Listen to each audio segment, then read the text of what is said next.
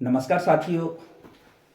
आज एक नए टॉपिक के साथ मैं आप लोगों के सामने फिर से उपस्थित हूँ। आज का मेरा टॉपिक उत्तराखंड के अंदर मेडिकल कॉलेज के लगभग 1455 पदों पर जो वैकेंसी निकली है उसमें बहुत सारे लोगों के बहुत सारे सवाल खड़े हो गए हैं। कोई पूछ रहा है कि कास्ट सर्टिफिकेट रिन्यू होता है या नहीं, कोई स्थायी निवास रिन्यू होता है या नहीं, ईडब्ल्यूएस कैसे बनेगा, कितने लोग अप्लाई करेंगे, कितने लोग का सिलेक्शन होगा। अलग अलग तरह के सवाल लगातार खड़े होते जा रहे हैं। ऐसे लोग जिनका सिलेक्शन चिकित्सा विभाग में हो चुका है, स्वास्थ्य विभाग में हो चुका है, उन लोग की भी कॉल आ रही है कि क्या हम अप्लाई कर सकते हैं। बहुत सारे लोग ऐसे भी हैं जो जिन लोगों का सिलेक्शन हो चुका है उन लोगों का सिलेक्शन दोबारा फॉर्म ना भरे, इस तरह की बातें भी बहुत सारे लोग कर रहे हैं। तो बहुत सारे सवाल हैं और उन्हीं सवालों पर आज मैं आप लोगों से बात करने वाला हूँ। आप जो मैं बात कर रहा हूँ आप वकील से पूछ सकते हैं, किसी लीगल जो एक अच्छे जानकार वकील होंगे आप उनसे पूछ सकते हैं। और मैं भी क्योंकि वकीलों से पूछकर और चिकित्सा चयन बोर्ड के माध्यम से भी पता करके आप लोगों तक जानकारी ला रहा हूँ। ऐसा नहीं कि ये जानकारी मैं अपने आप से दे रहा हूँ, मैं भी इधर उधर से जानकारी ले रहा हूँ और तब आप तक पहुँचा रहा हूँ। तो साथियों, सबसे पहला सवाल ये है, उत्तराखंड के अंदर स्थान के आधार पर जो ओबीसी के कॉल्स मुझे आ रहे हैं, मुझे नहीं पता वो स्थान के आधार पर ओबीसी हैं या फिर जाति के आधार पर ओबीसी है। उत्तराखंड के अंदर दो तरह के ओबीसी हैं, एक स्थान के आधार पर हैं और एक जाति के आधार पर। जाति के आधार पर वो ओबीसी जो एक्चुअल ओबीसी, और स्थान के आधार पर वो ओबीसी जिनको सरकार द्वारा स्थान के आधार पर ओबीसी घोषित किया गया। जैसे उत्तरकाशी का एरिया है, टिहरी का कुछ एरिया है, डोईवाला के, बाजपुर के, चमोली के, काफ़ी लोग ऐसे हैं जिनको ओबीसी घोषित कर दिया गया क्षेत्र को, तो क्षेत्र के आधार पर भी ओबीसी हो गए। अब ओबीसी का सर्टिफिकेट क्या होता है, हर 3 साल में रिन्यू होता है। बहुत सारे लोगों का सवाल ये था कि क्या हमारा सर्टिफिकेट रिन्यू होगा या नहीं।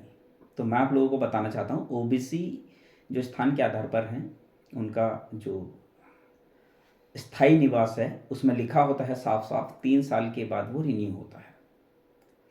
ईडब्ल्यूएस भी रिन्यू होता है, उसमें लिखा होता है। और ईडब्ल्यूएस जो भी बना रहे हैं सोच समझ के बनाएं।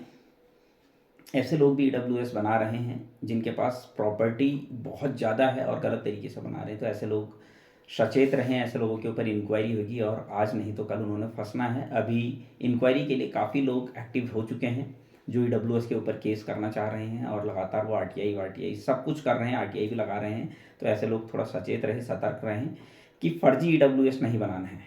फर्जी तरीके से ईडब्ल्यूएस बनने लगे हैं, इस तरीके का काम ना करें जिससे आपके लिए भविष्य में दिक्कत हो। बहुत सारे लोगों का मुझे कॉल आ रहा था कि हमारी शादी हो गई, बहुत फीमेल है, हमारी शादी हो गई है, शादी से पहले हमने कोर्स किया, सर्टिफिकेट में कुछ और नाम था, अब सरनेम चेंज हो गया है, ऐसी स्थिति में हम क्या करें। एक एफिडेविट आपको बनवाना पड़ेगा। एफिडेविट जमा होता है, वो एफिडेविट जब आपका डॉक्यूमेंट वेरिफिकेशन होगा तब काम आएगा, वो ज़रूरी है, वो आपको बनवाना ही पड़ेगा। तो आप वो एफिडेविट बनवा लें ताकि बाद में आपको दिक्कत ना हो। और अगर आफ्टर मैरिज आपका नाम चेंज हो गया, आधार कार्ड सब जगह चेंज हो गया, तो आप उसी नाम से अप्लाई करेंगे, लेकिन वो एफिडेविट भी आपका काम करेगा। सर्टिफिकेट में जो नाम है वो आपका चलेगा, लेकिन बाद में एफिडेविट आप वहां पर सबमिट करेंगे। चिकित्सा चयन बोर्ड को लगातार हम कॉल कर रहे हैं, चिकित्सा चयन बोर्ड से कोई भी फ़ोन उठाने को तैयार नहीं है। जो लैंडलाइन नंबर दिया है उस पर कोई बात करने को तैयार नहीं है, ये बहुत गलत बात है। अगर चिकित्सा सेवा चयन बोर्ड ने कोई हेल्पलाइन नंबर जारी किया है तो वहाँ पर एक जिम्मेदार व्यक्ति को बिठाना चाहिए, ऐसे व्यक्ति को जो फ़ोन उठाएं और बात करें, क्योंकि बहुत सारे लोगों की बहुत सारी क्वायरीज होती है। आखिर हम पूछे तो कहाँ। लगातार पूरे प्रदेश से यही कॉल्स आ रही है कि हम किससे बात करें, कोई फ़ोन वहाँ पर नहीं उठा रहा है, तो ये गलत बात है। चिकित्सा चयन बोर्ड को इस बारे में संज्ञान लेना चाहिए और एक जिम्मेदार व्यक्ति को ये जिम्मेदारी देनी चाहिए जो कि हर किसी की क्वायरीज़ को समझे और उनको एक सही जानकारी प्रोवाइड करवाए। एक बात और, बहुत सारे लोग कह रहे हैं कि जिन लोगों का सिलेक्शन पहले हुआ है वो दोबारा से फॉर्म भर लेंगे, तो कोई इशू नहीं है, फॉर्म भर लेते हैं तो कोई दिक्कत नहीं है। हाँ, अगर डॉक्यूमेंट वेरिफिकेशन में फिर से उनको बुलाया जाता है तो दिक्कत है, ऑब्जेक्शन वहाँ पर किया जा सकता है। देखिए सरकार क्या करेगी, सरकार को पैसा तो चाहिए, सरकार भाई राजस्व तो इकट्ठा करेगी, तो फॉर्म अप्लाई तो सभी कर सकते हैं, लेकिन डॉक्यूमेंट वेरिफिकेशन में जिन लोगों को पहले जिन लोगों का सिलेक्शन हो गया है, अगर दोबारा से उनको बुलाया जाता है तो ये गलत है। फॉर्म भरने से किसी को नहीं रोका जा सकता, लेकिन डॉक्यूमेंट वेरिफिकेशन के टाइम पर हम इस बात को चिकित्सा चयन बोर्ड से कह सकते हैं, अधिकारियों से कह सकते हैं कि उन्हीं को दोबारा क्यों बुलाया जा रहा है जिनका सिलेक्शन हो चुका है।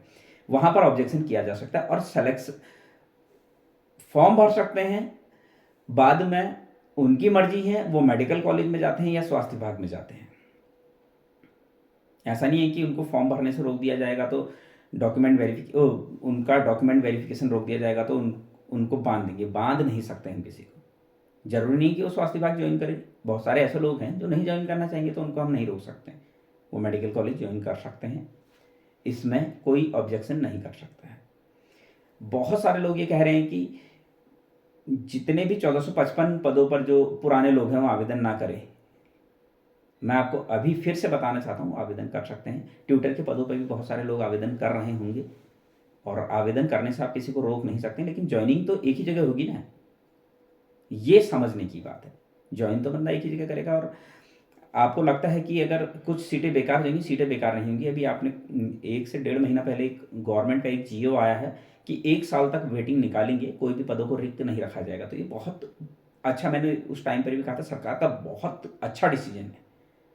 और अभी भी कह रहा हूँ अपनी इस वीडियो के माध्यम से, इस सरकार ने एक इतना ज़बरदस्त डिसीजन लिया कि 1 साल तक वेटिंग निकालेंगे। 1 साल तक वेटिंग निकालने का मतलब आप समझिए कि कोई भी पद को रिक्त नहीं छोड़ा जाएगा। ये सरकार की बहुत अच्छी पहल है, और जहाँ पर सरकार अच्छा काम करती है वहाँ पर सरकार की तारीफ होनी चाहिए। ये बहुत अच्छा काम है। जिस तरीके से उत्तराखंड के इतिहास में इतने नर्सिंग के इतने पद आज तक किसी भी सरकार ने, 2 ही सरकार यहाँ कांग्रेस और बीजेपी रही, लेकिन कभी भी आज तक इतने पद नहीं निकाले। धन सिंह रावत जी ने ये बहुत सराहनीय काम किया, बहुत अच्छा काम किया। उनका ये कदम कहीं ना कहीं पूरे स्वास्थ्य विभाग को बहुत ज़्यादा मजबूत कर देगा।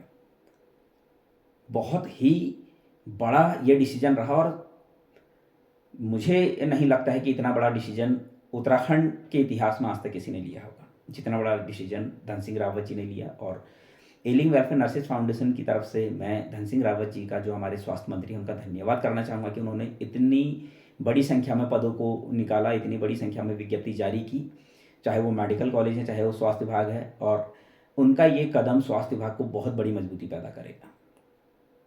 बहुत सारी और भी क्वायरीज है जो लगातार लोगों द्वारा पूछी जा रही है, और उनके आंसर में जितना हो सकता है, जितना मेरे पास जानकारी है, मैं दे रहा हूँ। कोई भी अगर आप लोगों के पास कोई भी ऐसा डाउट है तो आप पूछ सकते हैं, चिकित्सा चयन बोर्ड से पूछ सकते हैं आप। अभी तो वो फ़ोन नहीं उठा रहे हैं, हो सकता है किसी का फ़ोन उठा भी हो, क्योंकि मैं भी कम से कम कल मैं लगभग 30 से 35 कॉल मैंने कल किया था, और आज भी मैंने बहुत कॉल की, लगभग 17-18 कॉल की, लेकिन रिस्पॉन्स नहीं मिला। ये बहुत गलत बात है। अगर लैंडलाइन नंबर दिया है, अगर हेल्पलाइन नंबर दिया है, तो उस पर किसी न किसी को ये संज्ञान लेना चाहिए कि हाँ, लोग परेशान हो रहे होंगे, उनकी क्वारीज होगी, बहुत सारे डाउट्स होंगे, वो क्लियर करना चाह रहे होंगे। तो चिकित्सा चयन बोर्ड को इस बारे में संज्ञान लेना चाहिए, और वहाँ पर किसी जिम्मेदार व्यक्ति को जो है एक जिम्मेदारी देनी चाहिए कि वो हर किसी की प्रॉब्लम का जो है सॉल्यूशन कर सके। वो फ़ोन उठाएं, और कोई भी अगर कोई डाउट किसी का है तो उसको क्लियर करें।